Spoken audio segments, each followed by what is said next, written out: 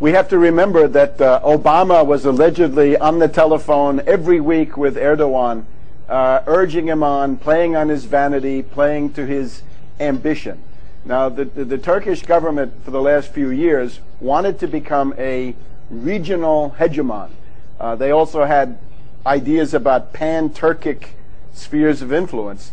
And at the beginning, this was not all bad. When they tried, for example, to mediate the nuclear dispute with Iran, joining with Brazil to do that, that had some positive elements in it. But I would say after the fall of Egypt, after the fall of Mubarak, the Turkish government was conned into this idea of a new Ottoman Empire. And with the new Ottoman Empire, you go from 0 problems to dozens and dozens of serious problems. And as you point out, the most serious is the Kurds. Now, the PKK. Who is the PKK? Well, Seymour Hersh has informed us in recent years that the CIA supports the PKK. The CIA tries to use the PKK against Iran. In recent years in France, in the boudoir, as it was called, Danielle Mitterrand, the wife of French President Mitterrand, was a great patroness of the PKK. Less than a year ago, Avigdor Lieberman, the Israeli foreign minister, said that Israel would start supporting the PKK to punish Turkey for the behavior of the Turks in the Mavi Marmara Gaza flotilla. There are also stories that NATO through Greece supports the PKK, and I think this is what Turkey would have to understand. I wish Turkey well. I've been there. I've met a lot of political leaders in Turkey. They have to understand that the alliance with the U.S. and the British is a lethal embrace. In other words, the Anglo-Americans are going to love them to death.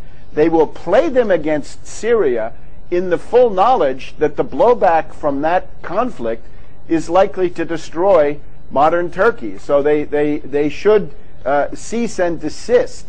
There's nothing to gain in this and everything to lose. And it has a lot to do, I'm afraid, with the psychology of Erdoğan and Davutoglu, who have been essentially conned by Obama. And naturally, this question of Russia does loom very large. You know, in the 19th century, there was a Russo-Turkish war every 20 years. Now, in recent decades, there hasn't been a Russo-Turkish war, but you're getting into a geometry where you really don't want to go. So it would be important, I think, to see that the Syrian armed forces are succeeding against the rebels inside Syria. They're essentially quelling the rebellion. And at the same time, it looks like the center of gravity may well shift to Saudi Arabia and Qatar and these places where I think some kind of revolutionary action, an authentic revolutionary action, is actually coming forward. But right now, the Turks have turned over their entire southern region to the CIA. The CIA is running wild. The CIA rules the hotels of Iskenderun, filling them up with al-Qaeda terrorists. The CIA rules the Adana base there near Incirlik. So they've essentially invited in all of these terrorist elements, and the blowback will be severe.